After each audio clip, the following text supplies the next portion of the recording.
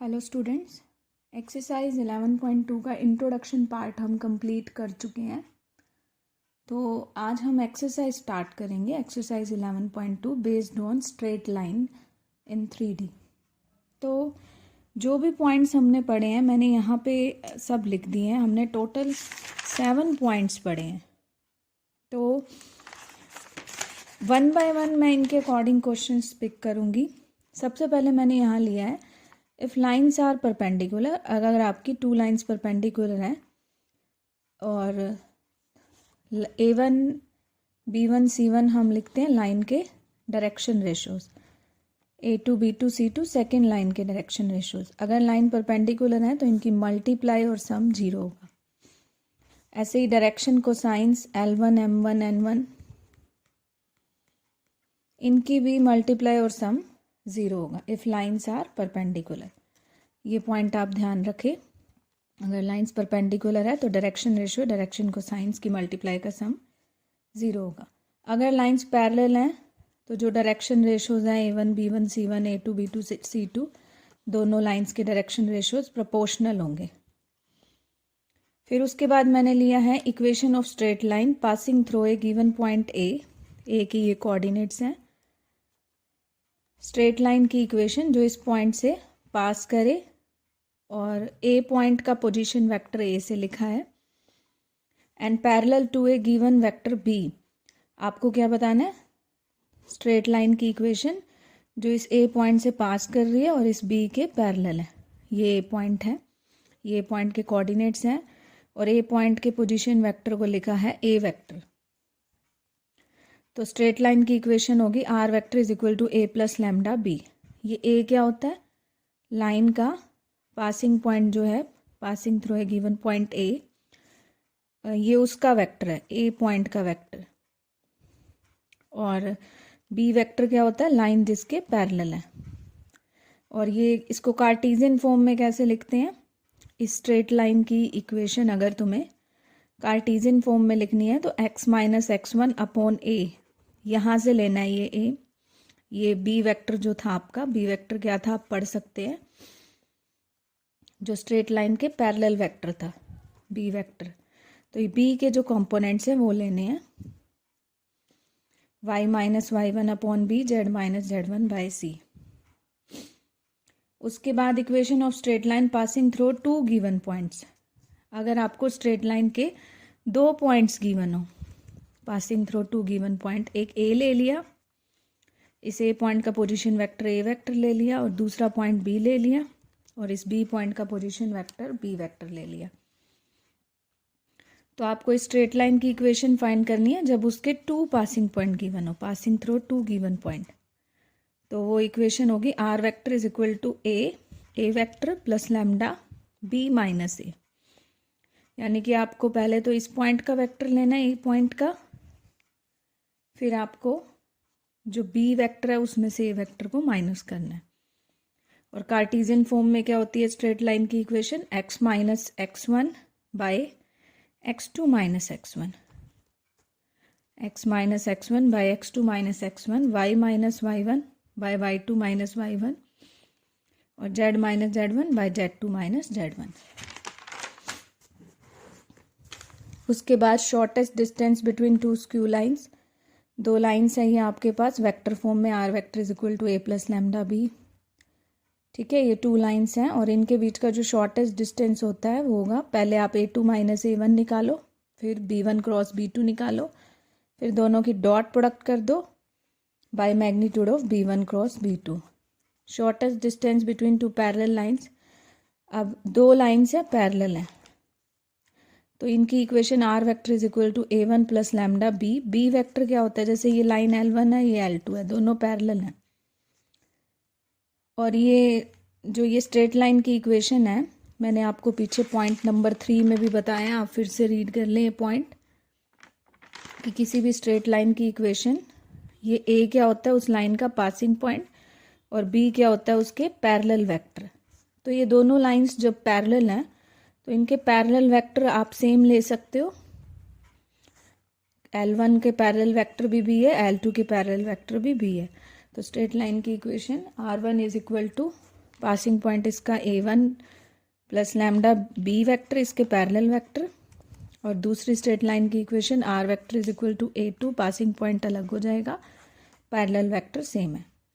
तो इनके बीच का शॉर्टेस्ट डिस्टेंस होता है पैरेलल लाइंस के बीच का A2 माइनस A1 फाइंड करो, फिर A2 माइनस A1 की B के साथ क्रॉस प्रोडक्ट कर दो बाय मैग्नीट्यूड ऑफ B।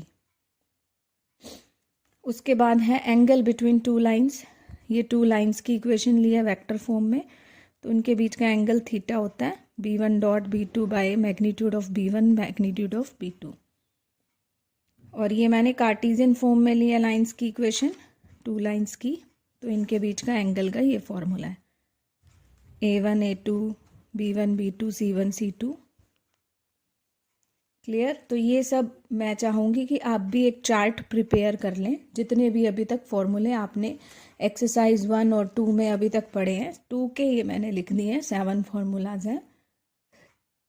एक चार्ट पर लिख लें, एक पहले उसका नोट्स बना लें, फिर उसके बाद एक्सरसाइज सॉल्व करें, तो आपके लिए काफ़ी इजी रहेगा। तो स्टूडेंट्स, आज जो मैं क्वेश्चन ले रही हूँ वो इस पर बेस्ड ले रही हूँ, इफ़ लाइंस आर परपेंडिकुलर और इफ़ लाइंस आर पैरेलल। तो ये कंडीशन ध्यान रखें, इफ़ लाइंस आर परपेंडिकुलर तो डायरेक्शन रेशियोज या डायरेक्शन कोसाइन की मल्टीप्लाई और सम 0 होता है, और if lines are parallel then direction ratios are proportional. इस बेस्ड पर मैं क्वेश्चन सॉल्व करा रही हूँ आज आपको। तो एक्सरसाइज 11.2 का क्वेश्चन नंबर 1 अगर आप देखोगे, ये 3 लाइंस के आपको डायरेक्शन कोसाइंस गिवन है। 3 लाइंस के, मान लो कि line L1, line L2, line L3। Direction cosines इसके लेट कर लो L1 M1 N1, L1 M1 N1, और इसके डायरेक्शन कोसाइंस लेट कर लो L2 M2 N2, और इसके L3 M3 और N3। और आपको शो करना है लाइंस आर म्यूचुअली परपेंडिकुलर, मतलब L1 लाइन परपेंडिकुलर है L2 के, L2 L3 के, और L3 L1 के। तो किस तरह से परपेंडिकुलर शो करोगे, मैंने आपको बता दिया है कि अगर डायरेक्शन कोसाइंस की मल्टीप्लाई और सम 0 हो, मल्टीप्लाई और सम 0 हो, तो वो लाइंस परपेंडिकुलर होती हैं। तो पहले आपको L1 को L2 के परपेंडिकुलर प्रूव करना है, तो इसकी मल्टीप्लाई और सम 0 दिखाओगे, फिर L2 को L3 के, यानी कि इनके डायरेक्शन कोसाइंस की मल्टीप्लाई और सम 0 दिखाओगे। तो इस तरह से ये क्वेश्चन हो जाएगा। सेकेंड क्वेश्चन में आपको ये दे रखा है कि एक लाइन है, ये उसके पासिंग पॉइंट है, एक सेकेंड लाइन है, ये उसके पासिंग पॉइंट है। शो करो कि ये लाइंस परपेंडिकुलर है। अब परपेंडिकुलर शो कैसे करें, ये लाइन के पासिंग पॉइंट है। अगर लाइन के 2 पासिंग पॉइंट गिवन है, तो आपने एक्सरसाइज 11.1 में पढ़ा था कि उसके जो डायरेक्शन रेशियोज होते हैं, ये लाइन के पासिंग पॉइंट है, तो डायरेक्शन रेशियोज होते हैं x2 minus x1, y2 minus y1, और ये z2 माइनस z1। ये लाइंस के डायरेक्शन रेशियो होते हैं, दैट इज 2 5 माइनस 4। ये इस लाइन के डायरेक्शन रेशियोज है, और मैं इसको लिख रही हूँ A1 B1 C1। अभी सेकेंड लाइन के आप डायरेक्शन रेशियो निकाल लें। ये लाइन के पासिंग पॉइंट है, तो इसके डायरेक्शन रेशियोज यानी कि A2 B2 C2 क्या होंगे, x2 minus x1, y2 minus y1। ये आपके डायरेक्शन रेशियोज हो गए। अब आपने दिखाना क्या है, लाइंस क्या है, परपेंडिकुलर। अब परपेंडिकुलर कैसे दिखाते हैं, डायरेक्शन रेशियोज की मल्टीप्लाई और सम आप 0 दिखा दोगे, तो आपके लाइंस परपेंडिकुलर हो जाएंगी। नेक्स्ट क्वेश्चन में भी आपको लाइन के 2 पासिंग पॉइंट गिवन है, ये लाइन है, ये लाइन है। आपको लाइंस को पैरेलल प्रूव करना है, prove that lines are parallel. तो पैरेलल के लिए कैसे प्रूव करोगे, जो मैंने सेकंड पॉइंट डिस्कस किया है, लाइंस के जो डायरेक्शन रेशियोज हैं वो प्रोपोर्शनल दिखा दोगे। तो इसके डायरेक्शन रेशियोज क्या होंगे, A1 B1 C1 क्या होंगे, x2 minus x1, y2 minus y1, और z2 माइनस z1। और इसके direction ratios A2 B2 C2, x2 minus x1, y2 minus y1, और z2 माइनस z1। तो ये डायरेक्शन रेशियोज हैं। और अब आप दिखाएं कि ये प्रोपोर्शनल है, यानी कि A1 का A2 से रेशियो निकालें, फिर B1 का B2 से, और फिर C1 का C2 के। ये तीनों के आपके सेम आने चाहिए, तो लाइंस पैरेलल प्रूव हो जाएंगी। उसके बाद बेटा मैंने लिया क्वेश्चन नंबर 12, 3rd से 12th पे जंप किया, बिकॉज ये उसी प्रॉपर्टी पर ही बेस्ड है जो मैंने आपको पॉइंट 1 और पॉइंट 2 डिस्कस किया है। आपको गिवन है ये दो लाइंस परपेंडिकुलर है, आपको पी की वैल्यू निकालनी है। ये जो पी आपको दिख रहा होगा, देखो जो लाइंस की इक्वेशन होती है कार्टीजियन फॉर्म में, वो क्या होती है कार्टीजियन फॉर्म में, x minus x1 upon A, y minus y1 upon B, ये होती है लाइन की इक्वेशन कार्टीजियन फॉर्म में। तो ये x1 y1 z1 तो होता है लाइन का पासिंग पॉइंट, और ए बी सी होते हैं उस लाइन के डायरेक्शन रेशोज। ध्यान रखिएगा, ए बी सी लाइन के डायरेक्शन रेशोज। तो ये लाइन की इक्वेशन है, लेकिन ये जो इक्वेशन है ये इस फॉर्म में नहीं है। ये लाइन की इक्वेशन की जो कार्टेशियन फॉर्म है, आप चेक करें, यहाँ x जो है वो पॉजिटिव होना चाहिए, y पॉजिटिव, z पॉजिटिव, और इनका कोफिशिएंट 1 होना चाहिए। जो लाइन की इक्वेशन की कार्टेशियन फॉर्म है, x y z का कोफिशिएंट पॉजिटिव 1 होना चाहिए। यहाँ क्या है, x का कोफिशिएंट -1। तो आप इसमें से माइनस कॉमन ले लो, माइनस कॉमन लेके आप इस माइनस को यहाँ से हटा करके यहाँ पे लगा सकते हो।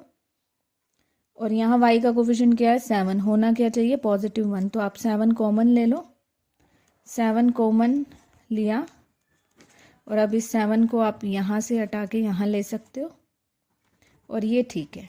तो ये इस लाइन की इक्वेशन है, x minus x1 upon A, y minus y1 upon B. तो इसके डायरेक्शन रेशोज क्या हुए, यानी कि a1 b1 c1 क्या हुए, -3 2p/7 और ये 2। ऐसे ही आप यहाँ से भी इसको भी चेंज करके a2 b2 और c2 निकाल सकते हो डायरेक्शन रेशोज। फिर आपको लाइंस परपेंडिकुलर गिवन है, तो परपेंडिकुलर गिवन है तो क्या होगा, a1 a2 plus b1 b2 plus c1 c2 किसके इक्वल होगा, 0 के। तो आप बस इसमें वैल्यू पुट करके और p आपके पास आ जाएगा।